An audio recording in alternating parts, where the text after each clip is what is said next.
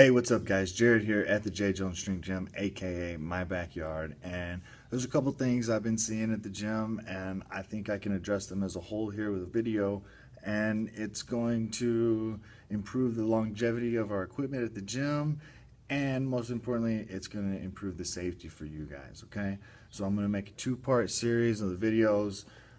First part, right now we're going to talk about how to load your bar and how to unload your bar.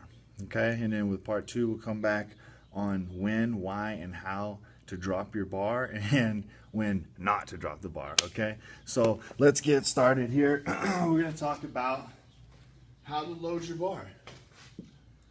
So the number one rule when loading our bar is that we want to go from the biggest plates to the smallest plates, always. Okay, so I've already been lifting here for a little bit. Started off with 135, okay, so I put the 45-pound plate on, okay, and I built up. I went to 185, so now I got a 25-pound plate on, so biggest to smallest, okay.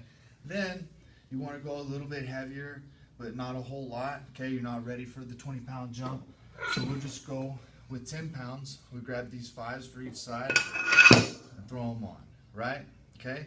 Now that we're using the metal plates, we want to go with rule number 2, no more than 2 metal plates on the bar, okay? So when you start to get a lot of plates, these metal plates on the bar, they cling around, okay, and they move. And for one, it makes it unstable, okay, in this overhead position, so it makes you lift harder. And then when it hits the ground, okay, it's harder on the bars, just because they're not as flush and they're not as sturdy as the big rubber plates, okay? So rule number 1, biggest plates to smallest plates. Rule number 2, no more than 2 metal plates on the bar. Okay, so we were here, we did the 195, okay, felt pretty good. We only want to go up a little bit more. We put the 2.5s on. Now we're at 200. We lifted it, felt pretty good. We're near that PR status, right? So we only want to go up 5 more pounds. We walk over to the weight tree and we just grab another 2.5-pound plate and throw it on, right? Wrong, okay? That breaks rule number 2, more than 2 metal plates on the bar, okay? So, and then plus, somebody else needs this. We only have maybe 10 a piece of the 5s and 2.5s at the gym. Somebody else needs this. They want to hit their 200-pound PR as well, and they can't do it because you done stole all the plates, okay? So be courteous to your teammates, share the plates, biggest to smallest, only 2 metal plates on the bar at a time, okay? So we got to take all those off. We go over and we grab the big 10, we throw it on. Now we got 205 pounds. We got the most surface area available for the rubber plates, okay, so the bar hits flush, it doesn't bounce all over the place. We're not tearing up the bars with a bunch of metal plates clinging around on the end, okay. Now we're going to talk about how not to load your bar, and I've seen this happen, guys, so that's why I want to bring it up. But I've already got this one kind of started here. So we started with the 25-pound plate, and then for some reason we put a 45-pound plate on. We made a big 90-pound jump, okay? So we broke rule number 1. We went smallest to biggest, okay? And then we threw on metal plate 5. Yeah, felt pretty good. We'll go up another 5 pounds with a 2.5. Yeah, felt pretty good. Maybe we just got warmed up, got everything working. So we grabbed another 5, threw that on there. So now we've broken both rules by having the smallest plates in front of the larger plates, and then we also have 3 metal plates on the bar, okay? So this is jacked up. And then it's the next one that really hits me. They're feeling real good. They're in the zone. They don't want to take off the weights and reset them. They're just gonna jump 20 pounds, throw a 10 on each side. Look at that.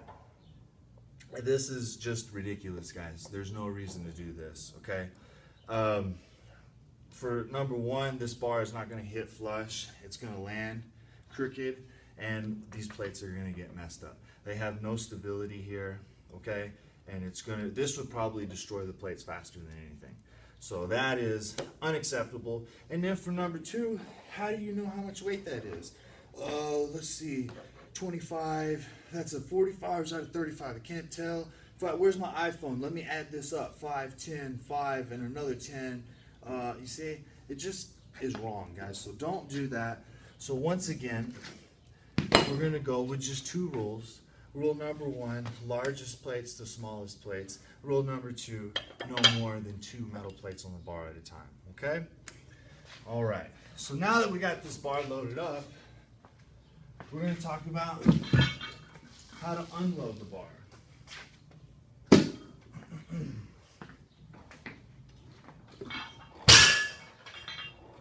Okay? So the proper way to unload the bar, squat down, we're going to pick this bar up off the ground and push the weights off. So here, boom. It makes a nice little stack of weights there, okay? So I can put up. Then what I'm not going to do is put the bar down. When I put the bar down, it puts stress here in the middle of the bar, okay? Doesn't seem like that big of a deal right now, but we do it 4 or 5 times a day, 5 to 6 times a week. At the end of the year, all of our bars look like this. Nobody can hit a snatch PR, okay? So, hold on to the bar, push the weights off, pick this end up all the way, and then pull it out. Now we have 2 nice stacks of weight we can go put up, and our bar is still good. Okay? Now, let's talk about a particular way that I've seen happen at the gym of unloading the bar that I don't want to see happen.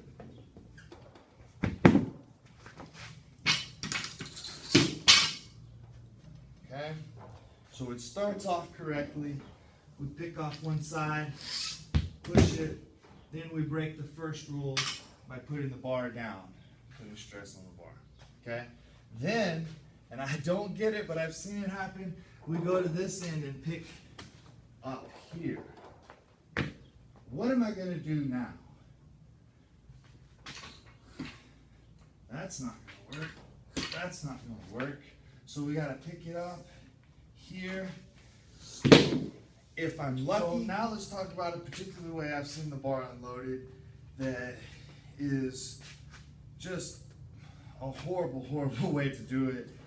It's very dangerous, and I don't understand it. So I don't want to see this happen at the gym anymore, guys. We start off right, we pick it up, and we push the plate off, then we lay it down, okay? We put stress on the bar, we broke rule number 1, and then I come down, pick up the bar, and I come up to here. Now, what am I going to do with this? I can't push, I'm going to drop the bar, so I go down here and do this, okay? And if I'm lucky, it'll hit the ground like that, but more than likely it's going to hit the ground, roll into somebody else's workstation, or roll right through a window. So I want to avoid that.